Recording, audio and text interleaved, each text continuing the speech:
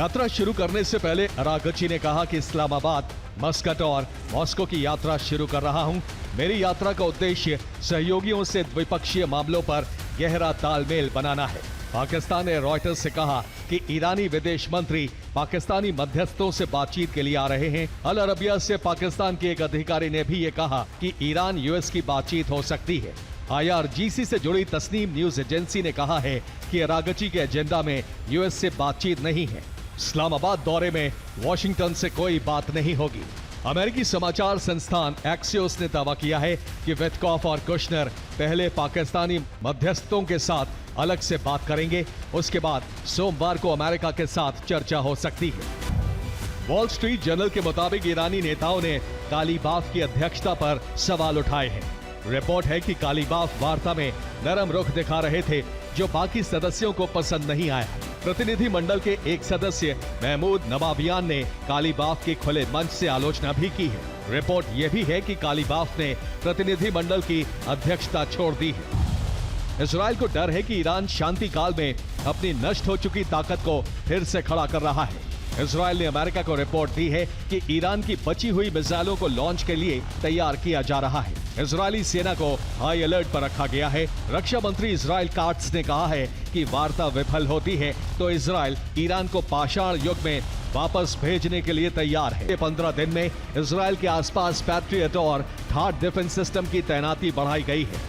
अगर बातचीत सफल नहीं होती तो पहला हमला इजराइल के जरिए कराया जा सकता है। लबनान की सरजमी पर सीज फायर की स्याही अभी सूखी भी नहीं थी कि आसमान से आग बरसने लगी। बेंजामिन नेतन्याहू ने सेना को फुल फ्रीडम देकर तबाही का नया दरवाजा खोल दिया है। सीधा संकेत है, इजराइल ने युद्ध विराम माना ही नहीं, अब बौखलाए हिजबुल्लाह ने इजराइल को तबाह करने का ऐलान कर दिया है। हिजबुल्लाह ने कहा है किसी भी परिस्थिति में हिजबुल्लाह आत्मसमर्पण नहीं करेगा, जबकि इजराइल ने कहा है युद्ध विराम में भी इजराइल को हमले की पूरी आजादी है। दुनिया शांति की उम्मीद कर रही थी, लेकिन तेल अवीव से बेंजामिन नेतन्याहू ने जो फरमान दिया, उसने सीज फायर के ताबूत में आखिरी कील ठोक दी है। वैश्विक राजनीति एक बड़े बदलाव के दौर से गुजर रही है। दूसरे विश्व युद्ध के बाद दुनिया सबसे बड़े बदलाव को देख रही है, जहां अमेरिका का दबदबा जैसी बातें धूमिल हो रही हैं। ये ईरान से जंग का असर है। नेटो में फूट से यूरोप का अमेरिका से भरोसा उठता हुआ नजर आने लगा है और ये बदलाव रूस के लिए एक जैकपॉट जैसा नजर आ रहा है। हम ऐसा क्यों कह रहे हैं, जानिए इस रिपोर्ट में। फ्रांस के राष्ट्रपति इमैनुअल मैक्रों ने एथेंस में एक चर्चा के दौरान अमेरिका, रूस और चीन को यूरोपीय देशों का घोर विरोधी बताया। कहा, यूएस, रूस और चीन एक नीति पर चल रहे हैं। यही समय है जब हमें जाग जाना चाहिए। नेटो में कलह की कहानी, रूस यूरोप में करेगा मनमानी। यूक्रेन पर हमले के दौरान एक रूसी ड्रोन रोमानिया के एयर स्पेस में घुसा और जमीन पर जा गिरा। दक्षिण पूर्वी शहर गलाती में रूसी ड्रोन के टुकड़े बरामद किए गए, जिससे एक बिजली सप्लाई लाइन और एक घर के बाहरी हिस्से को नुकसान पहुंचा। एक रिपोर्ट के मुताबिक नेटो सीमा पर रूसी हमले के बाद ब्रिटिश लड़ाकू विमानों को तुरंत रवाना किया गया। नेटो के एयर पुलिसिंग मिशन के तहत रात भर RAF के लड़ाकू विमानों ने गश्त लगाई।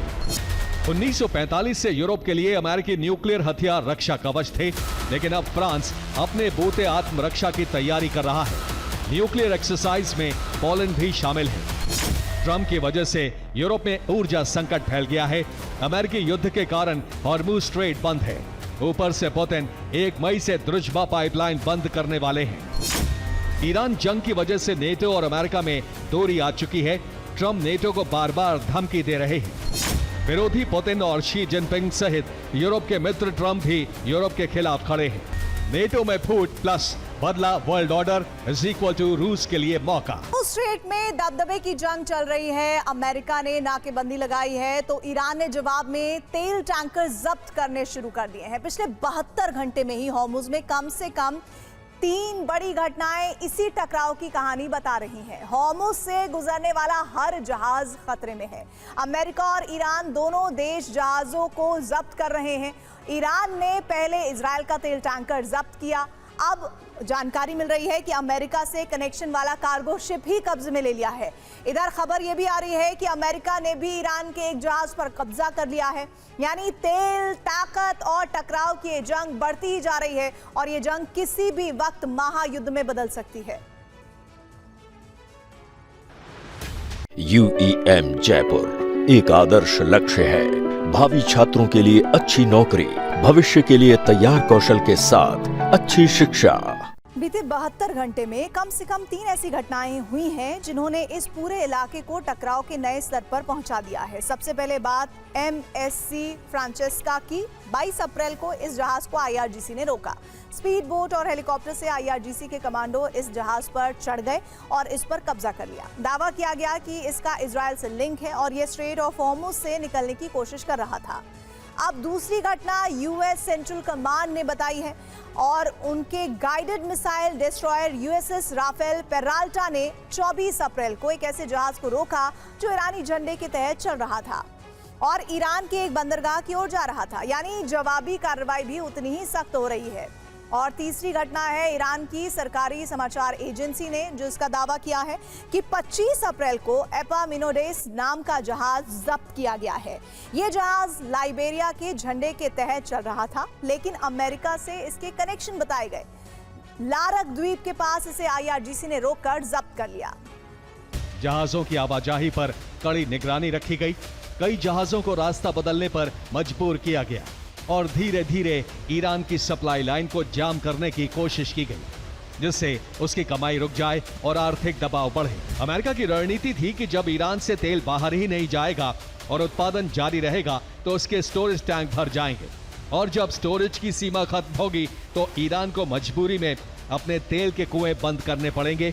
तेल उत्पादन को रोकना पड़ेगा, जो उसकी अर्थव्यवस्था के लिए बड़ा झटका साबित। एक तरफ खर्ग आइलैंड जहां से ईरान का ज्यादातर तेल बाहर जाता है, लेकिन अब हालात ऐसे हैं कि वहां स्टोरेज पूरी तरह भर चुका है। तेल है लेकिन रखने की जगह नहीं बची। ईरान ने खर्ग आइलैंड का स्टोरेज स्पेस बचाने के लिए टैंकरों का सहारा लिया ताकि ऑन शोर स्टोरेज फैसिलिटी को बचाए रखा जा सके। रोजाना निकलने वाले तेल को पुराने और प्रतिबंधित टैंकरों को लोड करना शुरू कर दिया। यानी ईरान ने जमीन की कमी को समंदर से पूरा किया। प्रतिबंधित और पुराने टैंकरों को ही चलते फिरते गोदाम बना दिया गया। लंबे समय तक तेल के कुएं बंद रहने पर उनके अंदर पानी घुसने लगता है और वाटर कोनिंग जैसी स्थिति पैदा हो जाती है। इससे तेल के रिजर्वॉयर खराब हो जाते हैं और वहां से तेल उत्पादन क्षमता स्थायी रूप से खत्म हो सकती है।